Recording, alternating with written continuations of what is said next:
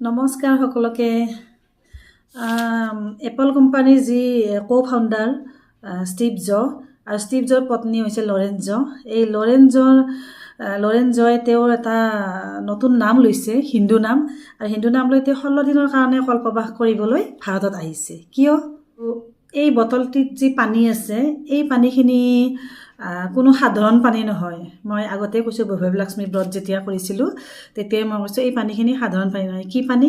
আৰু এই টোপোলাটিত আছে একবিধ বস্তু, মানে মাটি বা বালি যিয়ে হওক, এই বস্তুখিনি কি এইটো সাধাৰণ বস্তু নহয়। মই কৈ আছোঁ আপোনালোক। বহুদিন এই টিভি খুলিলে বা সকলোতে পাই আছোঁ কুম্ভ মেলা।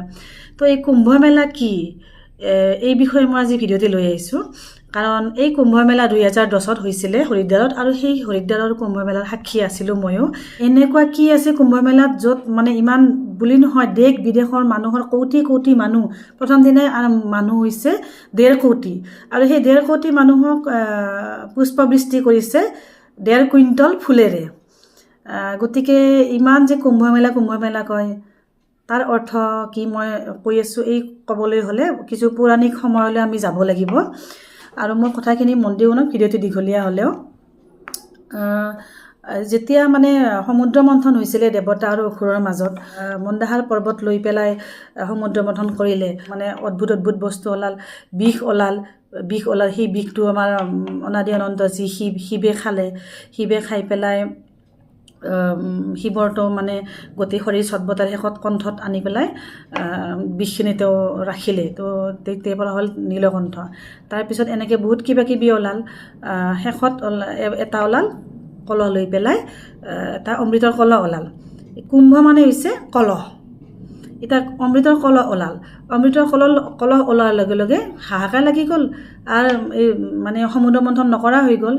ভগৱানৰ কুৰ্ম অৱতাৰ আছিলে সেইটো, যিটো কাছৰ ওপৰত পৰ্বত লৈ পেলাই এইটো কৰিছিলে। তো যেতিয়া ভগৱান আৰু মানে দেৱতা আৰু অসুৰৰ মাজত যেতিয়া কলহটো ওলাল, সকলোৱে পোৱাৰ কাৰণে উত্ৰাৱল হৈ গ'ল। আৰু কলহটোৰ পিছে দৌৰোতে তাৰমানে মানে সকলোকে লাগে, অমৃত কলহটো সকলোকে লাগে, কাৰণ যি খালে অমৰ হৈ যায়, সকলোকে লাগে। যুদ্ধৰ মাজতে ইন্দ্ৰই কৰিলে কি, ইন্দ্ৰৰ পুত্ৰক ক'লে তুমি এইটো লৈ পলোৱাৰ লগে লগে 12 দিন যুদ্ধলৈকে যেতিয়া ইন্দ্ৰ লৈ পলাওতে সেই অমৃতৰ যি টোপাল পৰিল প্ৰথমতে এলাহাবাদত। আগৰ এলাহাবাদ আৰু এতিয়া হৈছে প্ৰয়াগৰাজ, অতি পুণ্য ঠাই, আমাৰ হিন্দুসকলৰ বাবে পুণ্য ঠাই। তাৰপিছত পৰিলে হৰিদ্বাৰত এই টোপাল, তাৰপিছত পৰিলে নাচিকত, আৰু তাৰ পৰিলে উজ্জয়িনত, নাচিকৰ গোদাবৰী নদীত, আৰু তাৰপিছত উজ্জয়িনৰ শিপ্ৰা নদী। তো য'তে পৰিছে সেয়া হৈছে এটি হিন্দুসকলৰ পবিত্ৰ পুণ্যস্থান। আৰু তাতে যি কলহ মানে অমৃতৰ কলহ মানে কুম্ভ, সেই কুম্ভৰ মেলা হয়। তো কুম্ভ মেলা মানে হ'ল সেই অমৃতৰ কলহৰ মানে বাবেই যাৰ সৃষ্টি হৈছে। তো 12 দিনৰ যুদ্ধ হওঁতে সেই গতিকে তাৰমানে দেৱতাসকলৰ যি এদিন আমাৰ কাৰণে এবছৰ। তো দেৱতাসকলে 12 দিন কৰিছিল কাৰণে 12 বছৰ। তো 12 বছৰ মূৰত হয় কুম্ভ মেলা। এতিয়া 2010ত যিটো পূৰ্ণ কুম্ভ মেলা হৈছিলে হৰিদ্বাৰত, সেই পূৰ্ণ কুম্ভ মেলাৰ মই সাক্ষী আছিলোঁ, গা ধুইছিলোঁ। এতিয়া কথা হ'ল পূৰ্ণ কুম্ভ মেলা, মহাকুম্ভ মেলা সেইটো কি বস্তু, নিশ্চয় কনফিউজ হয় মানুহে। তো যিহেতু মই তাত আছিলোঁ উত্তৰাখণ্ডত সেই সময়তে, সেই গতিকে বহুত কিবাকিবি জানিছিলোঁ বা ইয়াৰ বিষয়ে ষ্টাডি কৰিছিলোঁ। কৰি পেলাই মই যিখিনি হৈছে মই সেইখিনি ক'বলৈ আপোনালোকক ওলাইছোঁ। কুম্ভ মেলা হৈছে 4 প্ৰকাৰৰ। এতিয়া যিটো মাঘ কুম্ভ মেলা হয়, প্ৰতি বছৰে হয় মাঘ মাহৰ যিটো মকৰ সংক্ৰান্তিৰ পৰাই, যেনেকৈ এইবাৰ হৈছে মকৰ সংক্ৰান্তিৰ পৰাই হৈ যায়। আৰু সেই হয় প্ৰয়াগৰাজত হয়, প্ৰতি বছৰে হয়। যেনেকৈ আমাৰ মাঘৰ মেলা হয়, মানে সকলোৱে জাগাই মেলা পাতে, সেনেকুৱা। তাৰপাছত আছে অৰ্ধকুম্ভ মেলা হয় প্ৰয়াগৰাজত হয়, কাৰণ প্ৰথমতে প্ৰয়াগৰাজত পৰিছিলে অমৃতৰ টোপাল। আৰু প্ৰয়াগৰাজ যিহেতু গংগা যমুনা সৰস্বতীৰ সংগমস্থল হয়, এই সংগমস্থলত প্ৰয়াগৰাজত হয়। আৰু এইটো হয় 2019 হৈছিলে আৰু এই 2025 তো গতিকে তাৰমানে এই ইয়াতে কুম্ভ মেলাৰ তাৰপিছত আৰু আছে পূৰ্ণ কুম্ভ মেলা হয় 12 বছৰ পিছত 4টা জেগাত এই প্ৰথমতে হয় মানে প্ৰয়াগৰাজত হয়, হৰিদ্বাৰত হয়, উজ্জয়িনত হয়, উজ্জয়িনত শিপ্ৰা নদীৰ পাৰত হয় আৰু নাচিকত হয় গোদাবৰী নদীৰ পাৰত আৰু এই 4টা হৈছে হিন্দু ধৰ্মৰ পবিত্ৰ স্থান তাতে হয়। এতিয়া পূৰ্ণ কুম্ভ মেলা মানে এই পূৰ্ণ কুম্ভ মেলাটো বা মহাকুম্ভ মেলা এইবিলাক হয় মানে সূৰ্যৰ আৰু বৃহস্পতি দেৱগুৰু যিটো বৃহস্পতি গ্ৰহৰ যি স্থান কাল কোনো কেতিয়াবা মেঘ ৰাশিত যায়, কেতিয়াবা মকৰ ৰাশিত যায় সূৰ্য যেনে নিৰ্দিষ্ট আছে সূৰ্য যদি মকৰ ৰাশিত যাব বা বৃহস্পতি যদি মেঘ ৰাশিত আহিব এনেকুৱা যিটো এষ্ট্ৰলজি নিয়ম অনুসাৰি হয়। আৰু এই 12 বছৰ কুম্ভ মেলা হয়, একবাৰ হয় হৰিদ্বাৰত হয়, যিটো পূৰ্ণ কুম্ভ মেলা মই পাইছিলোঁ সেইটো 2010 আছিলে, হৰিদ্বাৰত হৈছিলে। তাৰপিছত 12 বছৰ পিছত মানে 2022 হ'ব লাগে ত্ৰিবেণী সংগমত মানে প্ৰয়াগৰাজত, কিন্তু তেতিয়া আছে 2012 সকলোৱে জানে যে পৃথিৱী প্ৰলয়ংকাৰী যি কৰোণা আহিছিলে, কৰোণাৰ কাৰণে কুম্ভ মেলা হ'ব পৰা নাছিলে, সেইকাৰণে 12 বছৰ পিছত এইটো নহ'ল। যিটো অৰ্ধকুম্ভটো আছে, অৰ্ধকুম্ভটো 6ৰ পৰা 19 হ'ল, 13ত হৈছিলে, 19ত হ'ল, এতিয়া 26ত। এতিয়া কথা হৈছে কি মহাকুম্ভ মেলা কি? মহাকুম্ভ মেলা হ'ল 12 বছৰ 12 কিমান হয় 12 বছৰত হয় এটা পূৰ্ণ কুম্ভ মেলা আৰু সেই পূৰ্ণ কুম্ভ মেলা যেতিয়া 12 বাৰ হ'ব 12 144 বছৰত হয় মহাকুম্ভ মেলা। গতিকে মহাকুম্ভ মেলা আগতে কিমান চনত হৈছিল মই সেইটো হিচাপ দিব নোৱাৰোঁ, কিন্তু মহাকুম্ভ মেলা এতিয়া হৈছে আৰু এতিয়াৰ পৰা মানে 2025ৰ মকৰ সংক্ৰান্তি জানুৱাৰীৰ 14 তাৰিখৰ পৰা হৈছে। তো গতিকে আৰু হ'ব আপোনাৰ 2169 চনত হ'ব 144 মানে 144 বছৰ। তো তেতিয়ালৈকে হয়তো মানুহ জীয়াই নাথাকিব, কোন ক'ত যাব, নতুন প্ৰজন্ম আহিব, কিবা আহিব। সেই গতিকে কি এইবাৰে প্ৰয়াস কৰক যাৰ যি ভক্তপ্ৰাণসকলৰ ইচ্ছা আছে কুম্ভ মেলালৈ যোৱাৰ, কাৰণ মোটামুটি 25 ফেব্ৰুৱাৰীলৈকে এই মেলাটো চলিব আৰু এইকেইটা দিনত যি পবিত্ৰ দিন আছে সেই দিনকেইটাতে হয় চাহী স্নান। চাহী স্নান কি? চাহী স্নান বা যিটো পুণ্য স্নান কয় বা পবিত্ৰ স্নান বা অমৃত স্নান, কাৰণ মান্যতা আছে যে এইকেইটা দিনত যিকেইটা দিন নিৰ্ধাৰণ কৰা হয় সেইকেইটা দিনত নাগা বাবাবিলাকে আটাইতকৈ ওপৰৰ আটাইতকৈ শক্তিশালী মানে সেই হৈছে নাগা সাধুবিলাক। এই নাগা সাধু হিমালয়ৰ যিবিলাক মানে গুফা, হিমালয়ৰ কি ৰুদ্ৰপ্ৰয়াগ, গোমুখী, গংগোত্ৰী, তাৰপিছত আৰু যিমান পবিত্ৰ স্থান আছে, জসীমঠ আছে, হিমালয়ৰ ইউপিৰ যিবিলাক জাগা আছে চব হিমালয়ৰ গুফাই বৰফৰ মাজত নাগা বাবাবিলাক তেওঁলোকৰ বাসস্থান, তেওঁলোকে তপ কৰে, জপ কৰে আৰু এই কুম্ভ মেলাৰ সময়ত তেওঁলোক আহে।